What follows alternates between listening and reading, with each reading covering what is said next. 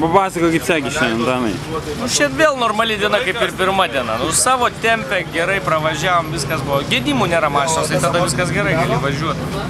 Vieną ratą tiesą pramušėm, tai tik sugaišom 5 minutės, o šiaip savo tempą. Aišku, daug labai velkasi, mes vakar, kadangi krytom dėl to gedimo stipriai žemyn, tas laikas mūsų tikrai buvo labai nekoks, tai šiandien gavom vėl tokių, sakysim, žemesnio lygio driverių, kurie lėčiau važiuoja priekį ir kol tu juos priverti aplenkti, ta prasme, praleis tave arba sugebė aplenkti. 40 pozicijų iš 98 į 58 šiandien šokai, tai bendro įskaita irgi neblogai bus.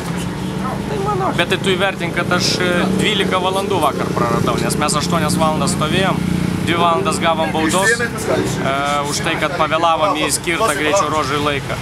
Ir dar dėl tamsojo važiavimo, nes naktį pravažiavom viską, tai aišku, mūsų tempas kryto, tai kažkur aš taip galvoju, kad 12 valandų. Osai, kai važiuosi? Nu, bet ką, aš žinau, Darius man vėl Vilnių atrašys.